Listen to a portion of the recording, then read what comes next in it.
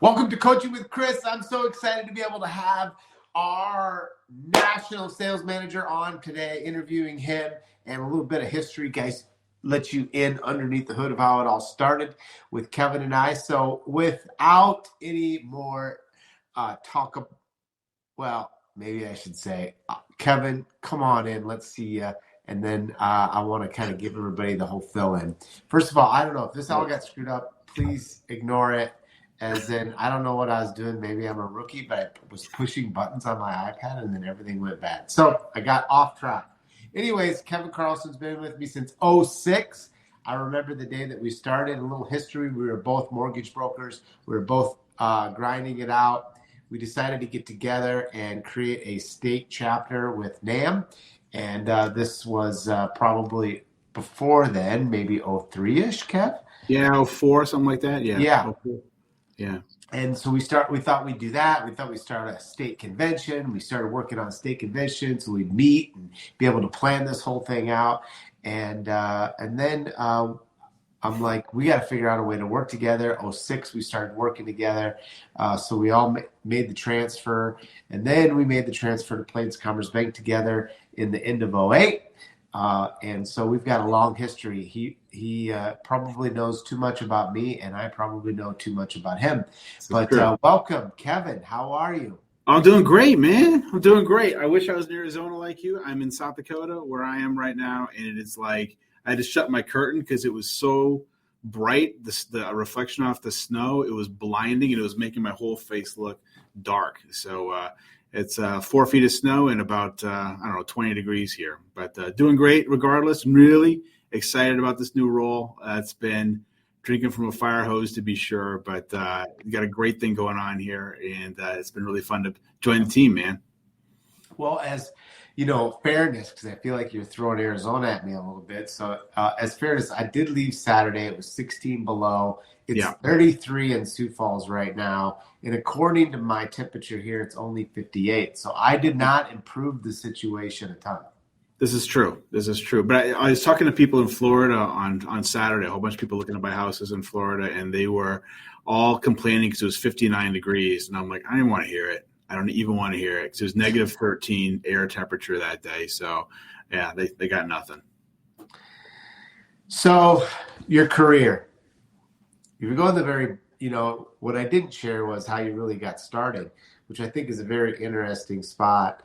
And then we'll get to, what are you most excited about? What do you want to change about the broker community? But I think it's important for everyone to realize that you were a broker at heart. You started in the business. Yeah. And everybody's got a story. Isn't it true how you started in mortgage? Everybody's got this little story. Yeah, for sure. I got a bunch of those, unfortunately. Or fortunately, I've got a lot of you were talking earlier today, our theme of the week. You always have a theme of the week when we do our individual coaching with Chris. And this morning he was all talking about failure and how failure is a good thing and it propels you forward. And I thought, thank God, because I've had plenty of failures in my career, and that must be the secret to my success, I guess. I don't know.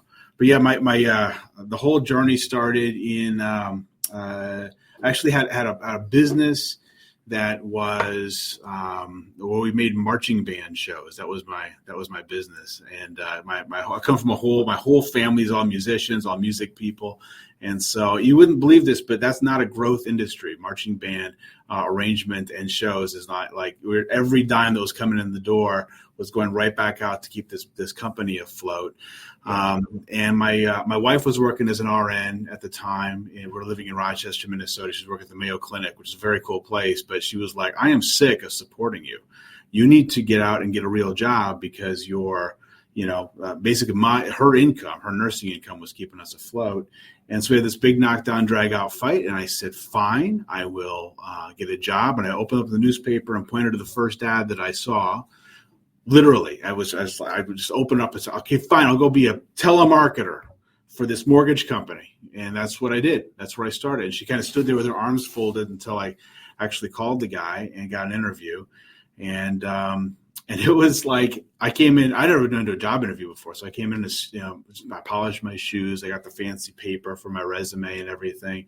And the guy that was interviewing me was like in a tracksuit. I mean, it was a telemarketing room, old school, like the ceiling tiles were knocked out with the phone cords coming down, and you would just sit there and dial and talk to people all night long.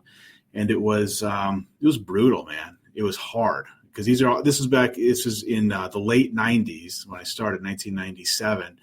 And we were refinancing people out of double-digit rates into single-digit rates.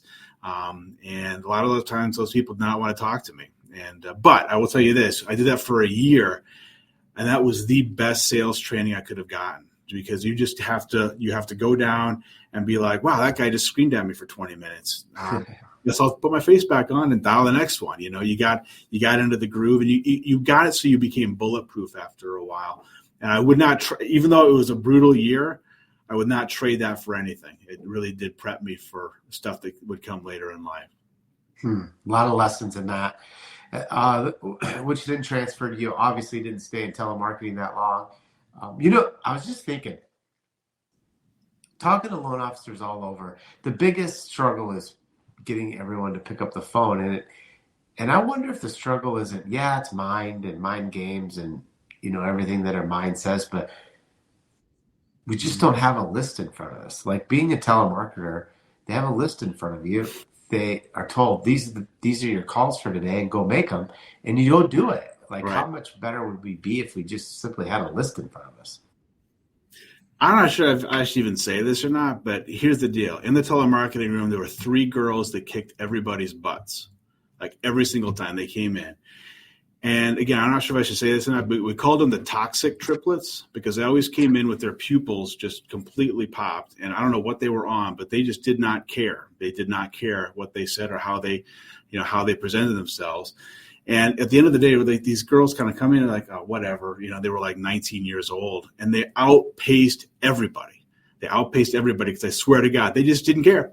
They did not care. They just got down to the first one, dial the next one, dial the next one, dial the next one. At the end of the night, you look up, and they're putting up these huge numbers. You're like, man, I got to get on what they're on or something. I don't know. But what I think they were on, they didn't care. They didn't let it bother them. They let that, the bullet that hits them just bounces right off, and they were bulletproof at that point. Yeah. Being an originator for so many years and then transferring into this side, what do you feel like was some of the things that you learned from originating that was maybe a failure, but then turned to success, or it was a failure, don't do this.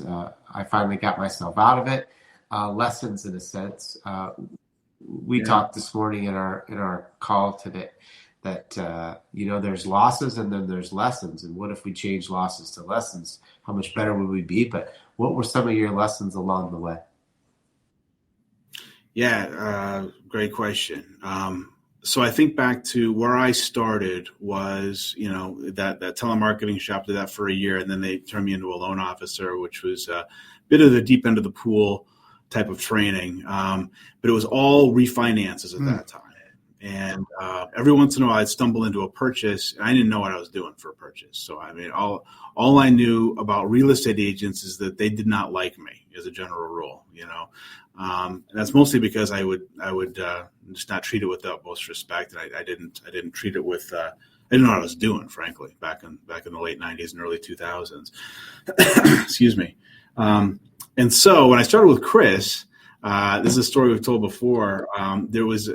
Chris was all about, hey, look, refinances are great, but that's the icing on the cake. We make our money, we make our business out of helping people buy houses. This is a purchase business. And that way, if you have a purchase-oriented business, you can control your destiny. You're not just, kind of flailing in the breeze, waiting for the next, interest rate drop to come down. You're actually, able to take the bull by the horns. And so I came in one day, and Chris had bought these customized bagel boxes. You remember this? I had no idea where you're going. Now I know where we're headed. Now you know the story, right? So he bought these. It had the logo around the outside of the box. Had this nice fold up box, and it was full of bagels. He said, "All right, loan officers, get out of here. Go deliver these to all the realty shops in town, and go have conversations with real estate agents." And I never done that before. Well, by the way, pause for just a second.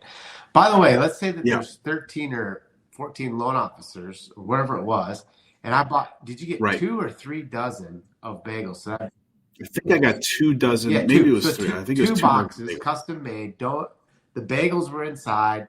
The whole thing was just to Yeah. start a conversation. But I'd have to get up early in the morning, haul in 24, 36 boxes of these custom bagels, all done in our boxes, Yeah. set them all up just for you guys to basically do. So I was spoon feeding this in at the moment. Totally teed us up. You totally So teed us now up.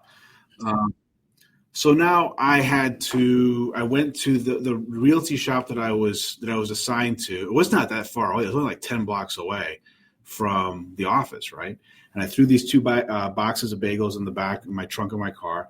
And I drove over there and I sat there in the parking lot for 60 minutes.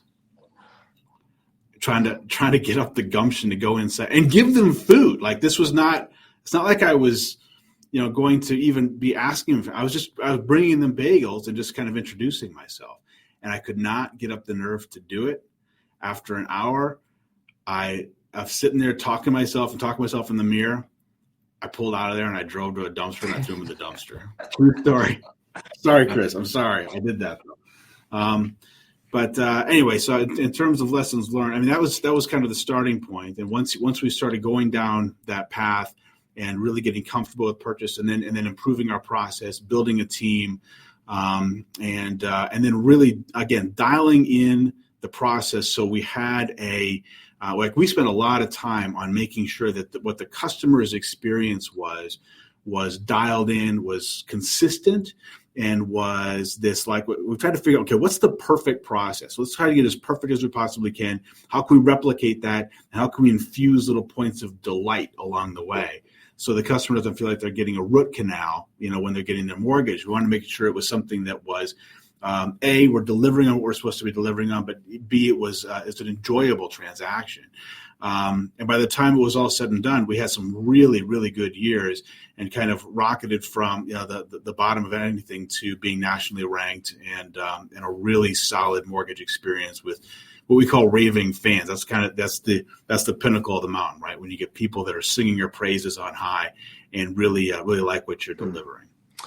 Yeah, that's a good point. I mean, I think that if more originators are working on your process and perfecting your process and writing it down and training your staff and your team to that process, but then it's like we created this process, we're the originator, we're the first ones to break the process or not want to follow it or want to take shortcuts, and then we screw up the whole thing, and then the team basically says, well, that's not really a rule, that's just a good idea.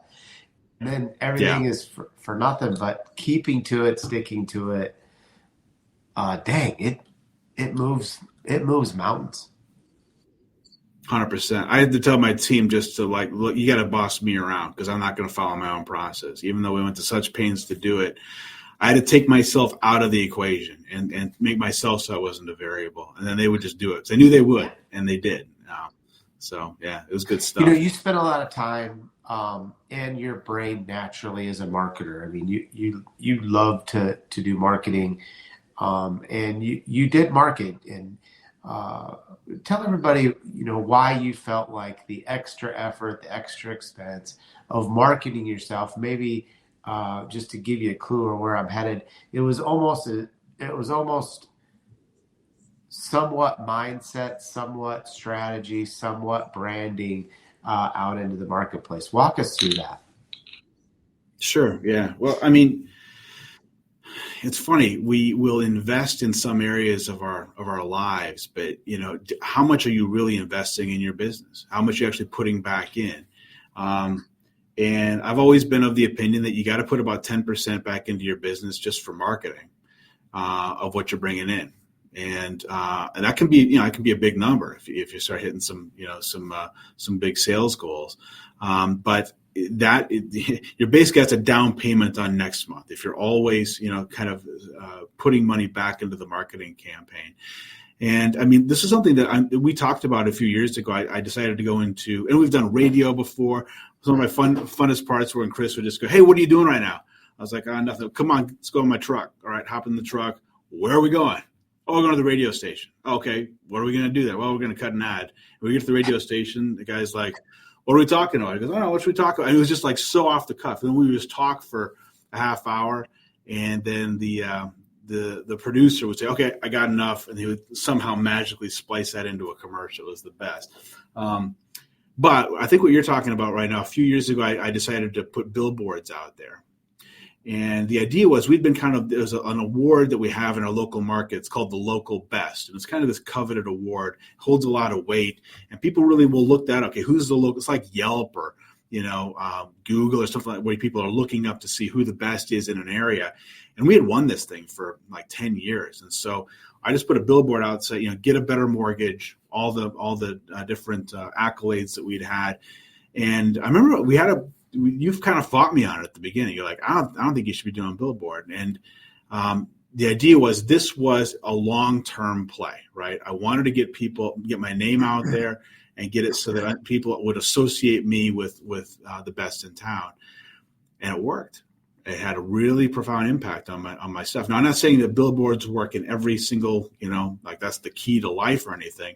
But in this particular one, having our thumb on that scale and keeping it consistent out there, we ran billboards for a few years, and we didn't ever go crazy. We had kind of a rotating one where it would be at one place for a month, the next place for a month, the next place for a month, static billboards. People would think, oh, I see your billboards all over town. And I'm thinking, well, I only have one up at a time, but that's cool. I'm glad it's getting some traction and getting some play. At the end of the day, how I knew it was starting to work was people would say, well, I called you up because everybody says you're the best.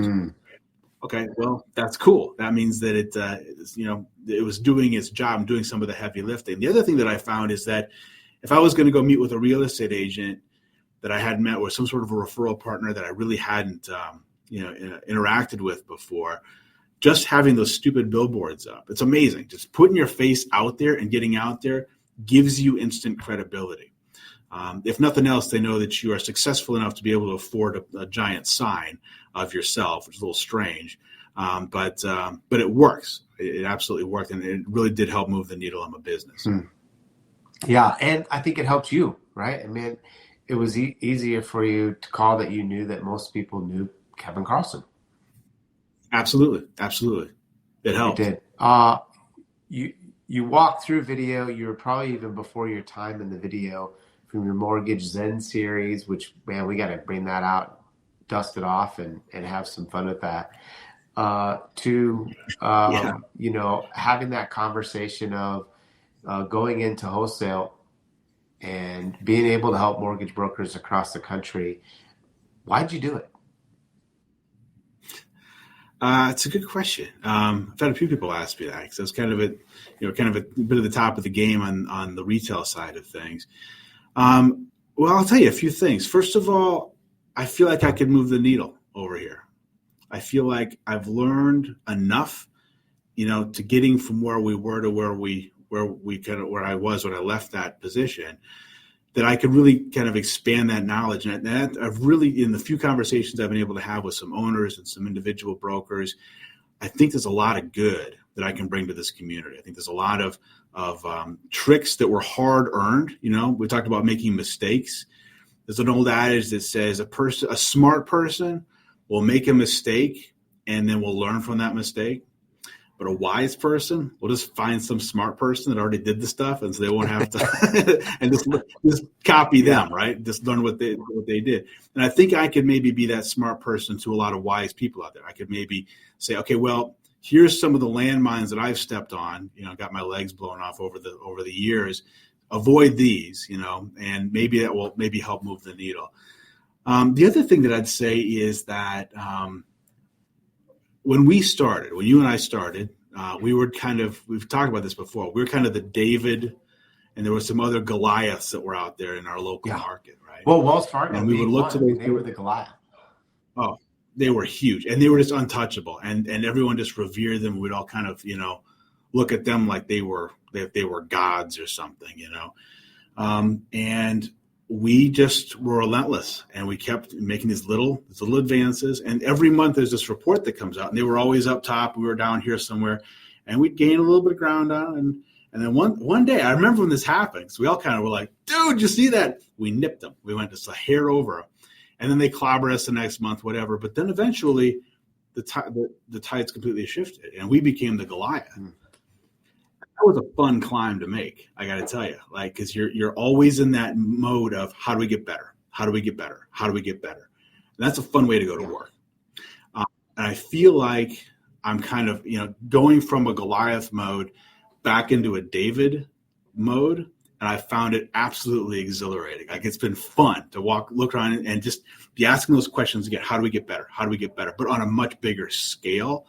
And I think we can really not only move the needle for us. Windsor as a company is a fun place to work because we're always looking to sharpen the saw. But how can we make our partners better? Like, what things can we give them so that, because if they win, if our partners win, we win. And that's the way it should be, So that's why I took the job, and that's why I've been kind of giddy ever since I did. Yeah, I mean, you started the first of the year, and so for everybody listening, Kevin became national sales manager for Windsor. Huge passion for the broker community. But don't you agree that you remember what it feels like to be a broker? Like, it's not like you've forgotten 100%. that piece. And I think the broker world has changed since you and I were a broker, for sure. Absolutely. To the better. But the movement to being broker, what do you see into that? So yeah, for the first 10 years I was in the mortgage business. I was a broker, and I've always said the definition of stress is responsibility without control, and I think that's a lot of the times the place that the broker finds themselves in. They got a responsibility to their customers, to their real estate agents, their referral partners, and their families. That's always there. And at the end of the day, they don't always have complete control because they're going to be, dependent upon partners like us. I take that very seriously. That's a big deal. And if we can have our partners' backs, like, I think that really that's a long-term partnership. That's a relationship play that I'm not sure is at the top of everyone's mind in terms of other partners that are out there. But I can tell you that's really central to who we are and how we operate. As far as what I see, I'm really curious to know more about what I've missed over the last 15 years. I've been more in the retail side of things and not necessarily in the broker channel per se, but I still approach every day, like all the way through. We never really lost that. We had very little business just walking in the door over there at the bank. So we weren't your traditional sit behind the desk and, take whatever walks in the door. We very much had the heart, the soul, the hunger of a broker, and we're out there saying, hey, if we're gonna have business, we're gonna have to make this business, and we're gonna have to make ourselves. And so, again, I feel like that's something that even though I had a title of mortgage banker and senior mortgage banker as of a month ago, I still have all this time had the heart and soul of a broker when it comes down to it. Yeah, I'm excited. I think the broker community is going to really grow. I think that if you look at the broker community and you're like, when it gets like really, really busy, there had been in the past a shift to retail because it was easier to get, to do more loans and more infrastructure and more teams, but that's out. I think all of our customers have just gotten so much better that they can handle volume, they can handle infrastructure, they can handle changes, they have better structure, better play. And I'm excited to see, for you, the amount of growth in 2024 of helping out all of these customers, being able to assist our account executives across the country, but, and even being out in the field, speaking to these companies and being able to, take advantage of some of your strengths, building teams, looking at marketing, showing what the true loan process looks like. I think everybody's got an idea, but actually doing it for years and years and years and having success to do it, well, it's a lot easier to follow. So I always believe, be a good Xerox machine, and I think you're going to be a great Xerox machine to many of our customers. As we wrap up, we're thinking about what you're excited for 24, and you're looking at the opportunities. What are you most excited about in 2024 as far as market and as far as things to be excited about? Because I know we not only mentioned you're a great originator, you're great at marketing, but you're really good at the market too and understanding and paying attention to it. Yeah, I mean, you never want to try to predict. I made the mistake about a year ago, a little over a year ago, I was speaking to a realty group and they said, hey, we're not going to hold you to this, but what are rates going to be a year from now? This is like in October. I said, I don't know, guys. Oh, just tell us. And so I said, I think it'd be about 5.5. This would have been in October of 2022, right? And so they put that stupid number on their community calendar at the bank. Kevin Carlson said it's going to be 5.5% on October, because it was at 8.25 or something like that in October of 2023, whatever. And of course, they're all calling me, hey, pal, so much for your predictive powers. But what I will say is that it certainly seems like we've got some momentum on our side in terms of where the market's going, where the bond market's going. Certainly appears that whether or not we're going to hit the soft landing perfectly or not still remains to be seen. But it seems like maybe the majority of the heavy lifting that has to be done in terms of fighting inflation, we're hoping is in the rearview mirror, which means we might start to see us seeing rates mitigate a little bit. And rates mitigating has all sorts of things, right? First of all, refinances that have been largely absent for the last couple of years, those start to perk back up. That'll be led by streamlined refinances, interest rate reduction loans with VA, cash out refinances. We got this weird confluence of credit card debt over $1 trillion, which you've never seen before, coupled with an average home equity of over $200,000 in everybody's houses. So you've got this weird mismatch. People have a lot of wealth in their houses and that they're borrowing at super high interest rate loans. Well, that just has it's a natural approach to maybe try to do a cash out refinance or pay off your existing debt and then buy the next property. If someone's sitting at a 3% rate or 3.5% rate and the best available option for them is 7.5 or 8%, that is golden handcuffs that keeps them in their house. And even if they have a need to move, they're probably not going to move. But if that rate starts to get down closer to 5%, somewhere in that neck of the woods, not saying that's definitely going to happen, but it seems like that's maybe where we're headed. Well, then they, okay, I can stomach a 5% rate or 5.5% rate, coming off of my 3% rate. There's a number. There's a number, right? And I think that people, it's almost like, things got so high so fast that everyone just said, well, I'm not going in there.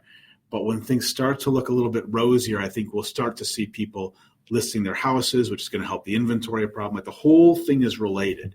And so I think there's a ton of opportunity out there. And there's a lot of people that have only experienced purchase market, have not really experienced refinance market. And that is this about me to a fault. That's my happy place, is talking about refinancing and how to set people up well for refinancing. I think 24 is going to be just full of opportunity. I'm really excited about it. Yeah, I think 24 is going to be even a little bit better than 22. And I think a lot of us had a pretty good year in 22. I think it could be a titch better. And, there's a lot of things in question. First of all, they're going to 6 hikes, and now they're down to 4 hikes. But remember, that has nothing to do with the 10-year or how the mortgage-backed securities are going to trade, of which I think is going to be have some pressure and be able to get some demand back. But, the magic word that came out just today in our management meeting, which I have not heard as of till today, which was deflation. Yeah. And understanding the difference between deflation, recession, and then, of course, the famous I word that bonds all hate, which is inflation. But deflation could be a thing that is definitely at a forefront of a lot of conversations today. Yeah, we're starting to see deflation. At least people talking about the risk of deflation. And there's a lot of very deflationary forces out there. AI, I mean, if AI really lands, that'll be an extremely deflationary force. That's one of those things that could just, get productivity through the roof, which would be great, except for it'll be a little bit destabilizing. Deal with deflation, Japan hit it. They've been dealing with it for 20 years or so. Yeah. Once you're in that deflationary cycle, people avoid buying because they think it's going to be cheaper in the future. It's the opposite of inflation. And that can actually be a bigger problem than inflation, So the point is that to try to keep us, if we're steering toward deflation, presumably they would do everything they can to try to avoid that, which would actually be to get out ahead of it and try to spur the economy again. Yep, I agree. Well, Kevin, thanks for so much for coming on. Look, if you know somebody that could benefit from all the different series of Coaching with Chris, please, please, please invite them in so we can get them part of our community. We're excited to be able to give back. We got some amazing, amazing guests coming up, and also, working with Kevin. He wants to help you, so please reach out to Kevin. He loves being able to help you, whether it's strategy, maybe it's a deal, maybe it's some problem that you're dealing with, or you just need a little bit of a lesson and a loss. Kevin, thanks for joining us today. My pleasure, Chris. Enjoy the rest of the 58-degree day. I'll be meeting with you. I will. See you later. Thanks. All right, see you, man.